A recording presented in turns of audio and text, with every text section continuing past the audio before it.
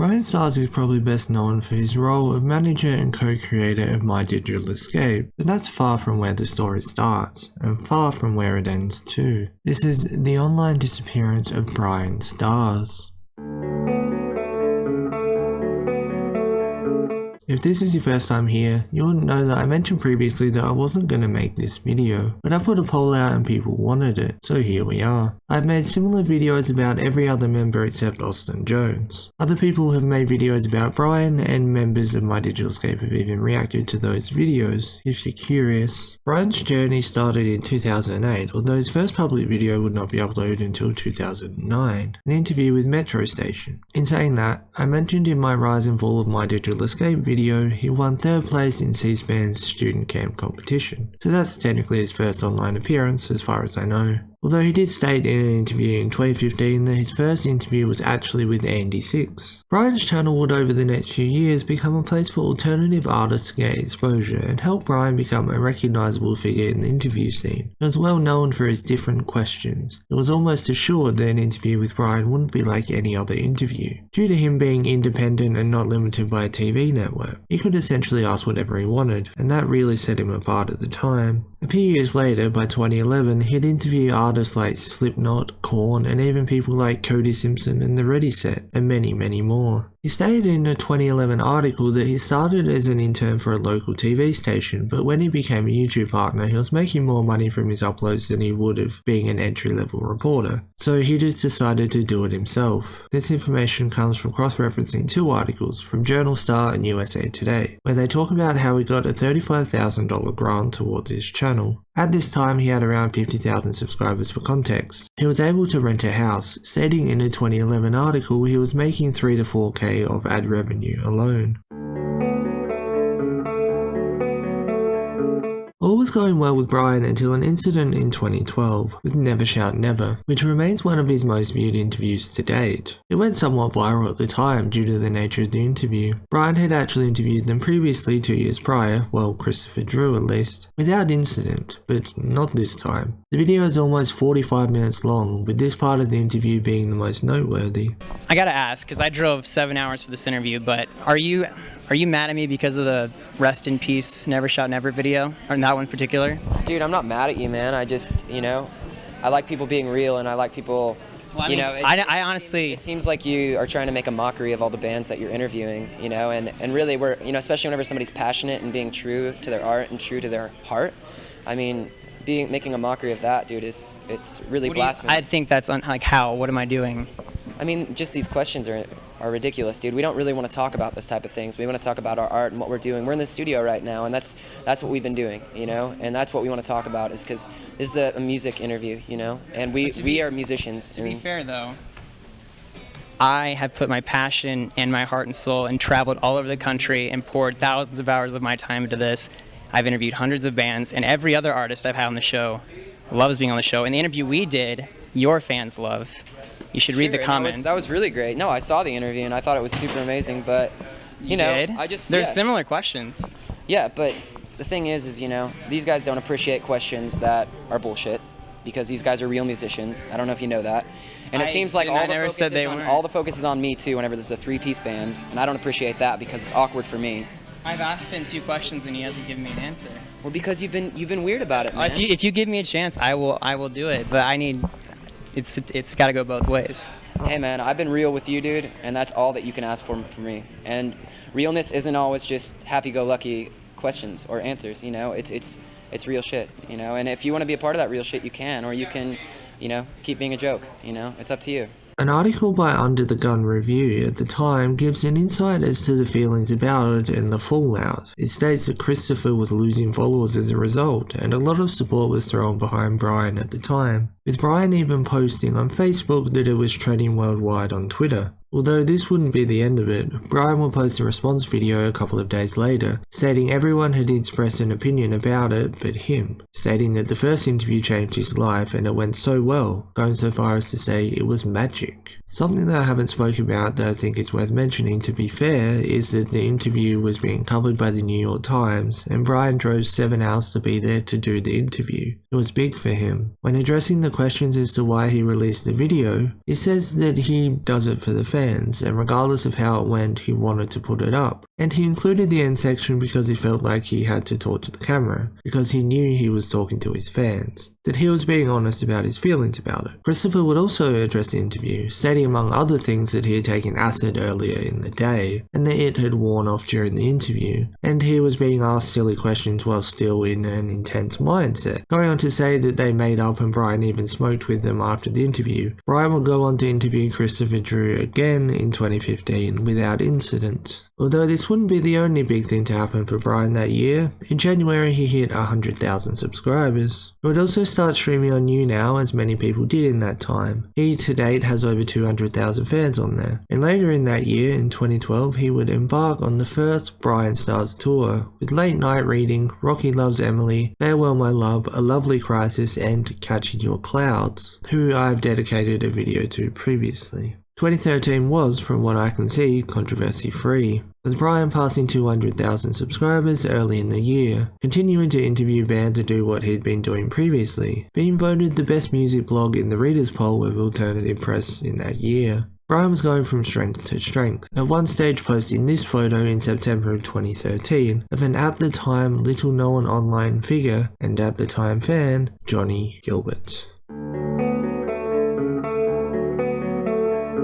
Johnnie will be Bryan's merch guy for Bryan's tour in 2013, with Bryan stating in an interview, "I followed him on Twitter and we became friends. He was very bold. He texted me and asked me to be my merch guy, and I said if you can get your mum to agree to it. Because he was 16 at the time, I said yeah, you can do it. His mum agreed and he had to sign all these forms saying if he fell into a fire or got hit by a truck it wasn't my fault." In hindsight, this has raised some eyebrows, with Bryan being 7 years older than Johnnie at the time, making Bryan 23 and Johnnie 16 at the time of Johnnie being his merch guy. Although it's not entirely in hindsight, as there was a petition made in early 2016 about Bryan and the age of the MyDigitalEscape members. We'll talk more about MDE shortly. Bryan and Johnnie would start making videos together, which Johnnie states in a video was essentially he either moved in with Bryan or went to military school. This wasn't something Bryan had forced though, the moving in I mean. But Johnnie stated that he was very depressed at the time and Bryan was going to help him make videos, become a YouTuber. That was the plan. Some of them have since been taken down, and if you watch some of them you can see why, which we'll also talk more about later. Bryan appears in Johnnie's first video, Attacked by Zombies, from November 2013, so it wasn't much time between Johnnie being the merch guy to Johnnie making a channel. I'm unsure in which video Johnnie first appears on Bryan's channel, although they did do the Bryan and Johnnie show at one stage. He would go on to state in that same 2015 interview, "Basically, I became his big brother. After the tour, he was living in San Jose, and he would come visit me in Nebraska. We became so close. 6 months ago, we decided to move to LA and do this full time. We started MyDigitalEscape." MyDigitalEscape is considered by many as the peak of BryanStars, and he even implies as such in a Facebook post where he says, "I started a collab channel called MyDigitalEscape and it blew up. Almost every video we posted started getting 50,000 views, then 100,000 views. The success of the channel soon dwarfed anything I was doing on BryanStars. So essentially I was forced with the choice. Continue hoping that maybe I would land a big interview on BryanStars every few months and that it would keep the channel alive, or go all in on a new project that was blasting off at record pace. I think most of you understand why I made the decision that I did." He did elaborate a bit further at the start of that post, stating, "I know on camera, BryanStars to you guys always appeared to be extremely happy doing band interviews, but behind the scenes this wasn't often the case. Towards the end of 2014 I was extremely burned out. Most people don't realise this, but I interviewed over 450 bands in just under 5 years. Most of the shows I travelled to were 2 to 3 hours away, totaling a 6-hour drive. I edited each interview myself, which took 2 to 3 days per video. I also ran BryanStars.com, a Facebook page, Instagram, and posted regular news updates on all my social media pages, as well as posting BryanStars news episodes on YouTube. I also completed 3 national BryanStars tours and went on Warped Tour twice. At the end of all this, I was completely exhausted and once again burned out. I literally had nothing left to give with regards to band interviews. He had thrown aside what had gotten him famous to start with, BryanStars interviews, for MyDigitalEscape. I made a video about the rise and fall of the channel, which will be in the description, along with the videos about the members from the channel. Anyway, MyDigitalEscape launched in 2014, with Johnnie Guilbert, Alex Sorame, Alex Ramos, Jordan Sweeto, and of course, BryanStars and Austin Jones. If you want to know about the subscriber milestones, here's a clip from my Rise and Fall of MyDigitalEscape video. Honestly, the channel was pretty successful numbers wise. Within 4 months of the first video, they had already passed 100,000 subscribers and potentially close to 1 million views. Unfortunately, the about section isn't archived, so it can't be confirmed, but there were 2 videos with over 100,000 views by then. Here's another clip about the downfall of the channel. The reason why I'm inserting this here is because I would essentially be remaking the same portion of that video just in this video, but it provides the context that you need. Multiple members have spoken about the behind the scenes of MyDigitalEscape since it ended in 2016. I'll talk about the ending, but I want to give some context first, because Hey There I'm Shannon has made 2 videos that make everything that is mentioned already seem a lot darker than it appeared. Starting with the video MyDigitalEscape 2.0, which will be linked below by the way. To even join the MyDigitalEscape channel, she had to join Bryan's management group, which is logical.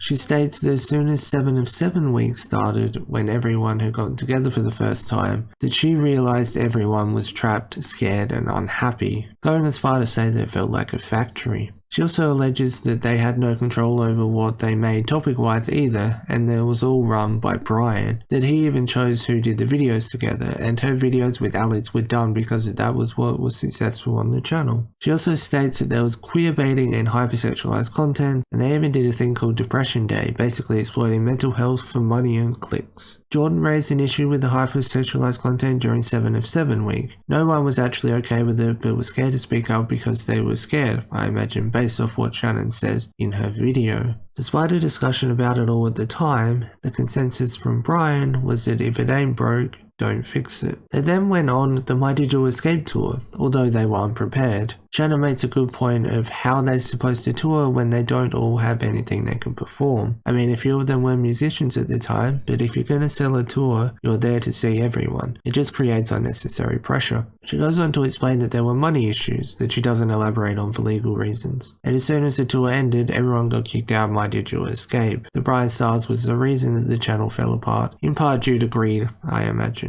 I know it's been spoken about before, but some of the videos are just plain weird. A bunch were privated, I'm not sure when, but probably within a year or 2 of the channel ending. I made a conscious effort to archive as many of the videos as possible, and while there's talk about the queer baiting and things like that, which is very evident throughout the channel, in hindsight it is pretty uncomfortable. But just watching some of it now, you can tell that it was uncomfortable at the time too. I want to give a couple of examples, just know that there's more, but to go through it all would take a long time. Starting with this clip from a video called Top 10 Ways to Turn Your Boyfriend On. Hey, what's up guys, it's Bryan And Johnny. and today's topic is top 10 ways to turn your boyfriend on. So Johnny, how do I turn you on? That's the topic. Yeah? Is that really the topic? Yeah. So what are the top 10 ways that I turn you on? I don't have a boyfriend. Right? What would you call me then? A sex slave? I haven't had sex with you, so I don't know what you're talking about. Was that a dream? What are you dreaming about, Bryan? For real though, today's topic is top 10 ways to turn your boyfriend on. What can they do? Can they do this? Can they do this? What if they got on the floor and just started crawling up on you like a cat? Does this turn you on? Oh yeah. What the fuck is this? I don't know. Does this turn you on? I'm a kitty. Oh my god, get the fuck away from me. No, just. Oh my fucking god, Bryan. Fuck, you kicked me in the chest. Okay, so I guess we can say that's a no. Which I re-uploaded recently. One video I haven't re-uploaded that I have no plans on re-uploading is a video of Johnnie Guilbert from his own channel from early 2014, where Johnnie made a parody of the song Sexting, where Johnnie puts himself in handcuffs and Bryan walks down, tells him to be quiet and puts an apple in his mouth. It's super uncomfortable to watch. There's a bit at the end where they talk about how they're going to do the video. It's likely removed due to the fact that it's a parody of a Blood on the Dance Floor song. But regardless, as I said, there's more examples too, I'm sure. I haven't watched them all and don't watch many of them due to how uncomfortable some of them sound based off the title alone. A lot of the videos with sexual and inappropriate titles for people who are underage or just legal. Also, to answer the question as to why I re-upload them if they're uncomfortable, the answer is that they're being deleted, and if they aren't re-uploaded, then the behaviour and situations they were put in will no longer have supporting evidence. Although this doesn't mean that just because something's been taken down it should be re-uploaded. I'm under the impression that the MyDigitalEscape videos were taken down by Bryan, which I'll talk more about at the end of the video. It's likely well known, and you may very well know this already, that original member Austin Jones was found out to have had inappropriate conversations with minors, which I won't go too into detail about, but it was to the extent that as of writing this, he's still in jail, and YouTube even terminated his channel over it. Bryan's involvement in this is that he was managing Austin Jones. Of course, Bryan wouldn't want the allegations to get out because that would lose him money. Johnnie has stated that Bryan's contracts would mean he'd get 20% of the revenue they made from merged videos, etc. So of course, with the business mind, Bryan wouldn't want Austin to get called out or caught or go to jail because he was making Bryan money, and Austin was pretty popular at the time. But the fans were just ways to make money. There's reports that multiple people mentioned it to Bryan at the time, in person, and he basically didn't want to talk about it, which to me sounds like he already knew, allegedly. But shit would well and truly hit the fan when D-Fizzy made a video exposing Austin Jones. Which if you want to know about Austin Jones, I recommend that you watch that video. Comes with a trigger warning, of course. As mentioned though, this wouldn't stop MyDigitalEscape from growing in numbers and even outgrowing Austin Jones' legacy to some extent. Although that was something that Bryan is yet to do, and in fact may never do. But Austin Jones wasn't the only person that Bryan would take under his wing that was problematic. Alex Ramos, for lack of a better word, was cancelled before he even joined MyDigitalEscape, which I didn't really learn about until I made a video specifically about him, because I was pretty sure that there was no way Bryan would bring someone into a collab channel that had only a year prior been cancelled for the things he said. For context, here's a clip from the Alex Ramos video going over some of the tweets. Before you watch it, just know that it would seem that Bryan was okay with this, or at least that's implied, due to him hiring him the next year for MyDigitalEscape. For this video, I'm going to be reading the Tumblr post. It was posted by Sparkly Steph. It says, "Are you a fan of Alex Ramos from Vine? Well, have I got news for you." And then it shows a screenshot of this. But this isn't it. Steph went on to say, "Honestly, I thought he was hilarious, but while looking through pictures to explain the Curtis Lepore being an R-word problem, I found a heaping load of screenshots of this guy showing us an example of just how to be a terrible human being." And there's a screenshot of this message. Post goes on to say, when faced with angry replies, he told someone to off themselves. Do you know what encouraging suicide means? You're just as bad as a murderer. If that person had been near the edge, you could have just sent this person to death. We would have lost that person because of this man. Alex tweeted and said, R-word is the new swag. And this is allegedly in response to that, is this user saying, have you been effing R-worded? I have. There's nothing that is effing swag. So if you haven't, I don't know if there's more to that or if that's just how it was written. But Alex replied and said, OMG, shut up, no one cares, I was joking, bye. Although it's written at the bottom of this section, the context for this is he makes fun of women on a daily basis, especially if they're fuller women. He encourages beating and R-wording women. Why? Because they don't meet his liking of making him food and giving him pleasure while he plays video games and being as thin as a toothpick. As you can see, there's even more. I'm not reading these for obvious reasons. These have all, as far as I know, been deleted now, by the way. Steph also goes on to say, that enough proof for you? And then post more screenshots.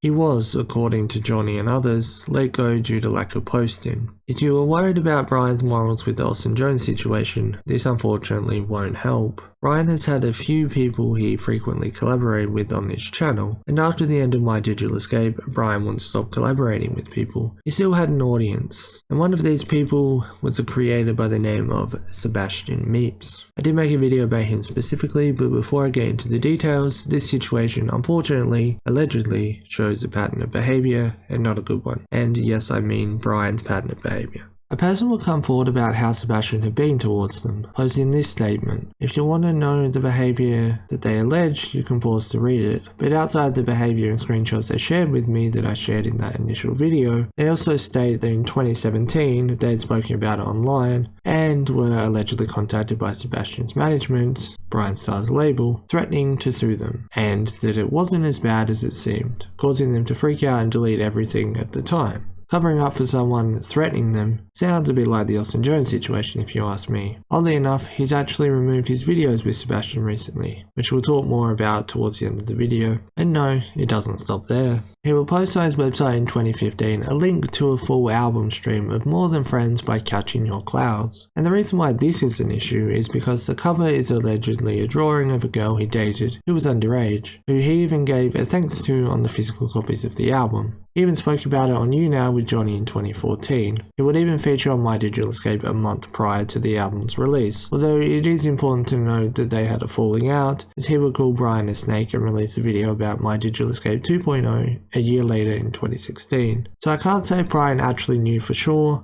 but in saying that, looking at the site for the agency, he was managed by Bryan's management at the time. In fact, he even still was when MDE 2.0 happened, and he called him a snake, according to the website at least. Catching Your Clouds was also known as Drakestifer, and he has had a few name changes due to controversy since then, and currently has privated every video and essentially disappeared off the internet.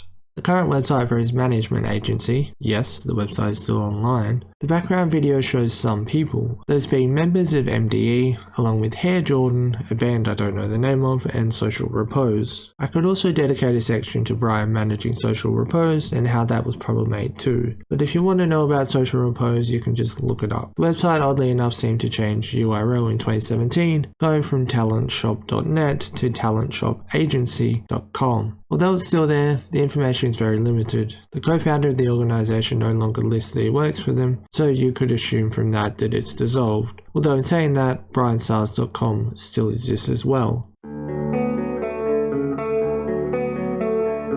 Within 6 months or so of MyDigitalEscape ending, Bryan was back at it, attempting to launch MDE 2.0, which a bunch of former members and supposed MDE 2.0 potential members had quite a few issues with a bunch of them releasing videos about it, which is where a bunch of the information of the behind the scenes stuff came to light, mainly through Hey There I'm Shannon. After this, Bryan would attempt to act like nothing happened, as he kept on uploading videos like normal, although he wouldn't return to BryanStars interviews, he would instead make videos from home, continuing on BryanStars news and doing challenge videos. In the Facebook post I mentioned earlier, he linked BryanStars too, which still has videos on it, and would be a place where music videos were posted of other artists. Tried to make it as normal as it could be, but if you check now, a bunch of videos have the comments turned off. He did also end up posting an apology, which can be kind of hard to find. To my knowledge, there was more than one, and one is more difficult to find than the other. The next year, in 2017, he would release a coming out video, which could have been seen as odd timing to mention, as it was so many years into your YouTube career and conveniently shortly after a major controversy. But I would like to think that wasn't the case, if we're giving Bryan the benefit of the doubt at least. I also don't know if it makes the MDE queerbaiting and sexual videos better or worse, as they were largely relating to Johnnie and Kyle, or as they called them, Connie. And it was, as a whole, generally predominantly baiting gay male relationships. Although Bryan's channel has never really recovered, and the reason I'm speaking about him in past tense is because his last upload was in late 2017, although you wouldn't know it if you checked his channel. But before we get into that, oddly enough his Instagram comments are also turned off. For a while, the latest news on Bryan was from Johnnie Guilbert in his video in 2022 about how Bryan was still harassing people. But thankfully that isn't where this video ends, because 2024 is throwing some curveballs in the world of BryanStars. Bryan has been deleting videos. Let's talk about that. Firstly, it was discovered that MyDigitalEscape was removing videos. Between June and now, as of writing, there's been a lot removed. I made a video recently called MyDigitalEscape deleted 100 videos, which is true, they did, having gone from 53 million to 26 million as of writing, although they were at 23 million at one point. Bryan has seemingly been privating and relisting videos, with seemingly no rhyme or reason. With this, all the playlists were also removed from the channel, although one could speculate as to why. You might be wondering why I'm saying Bryan did it. Well, there's a reason behind that. Two, in fact. I think it's fair to assume if this was done by another member of MyDigitalEscape, that this would have also affected Our World Away, the channel that was created without Bryan with multiple MyDigitalEscape members, which it hasn't. It has remained untouched. What hasn't been untouched though is a little channel you might know called BryanStars. I mentioned this in my BryanStars Just Deleted Videos video. For example, last month alone losing 16 million views, also likely removing the Bryan and Johnnie playlist in the process, along with his videos with Sebastian Meeps, and a bunch of videos before he quote-unquote left the internet. So is this the start of the return of BryanStars? Well, your guess is as good as mine.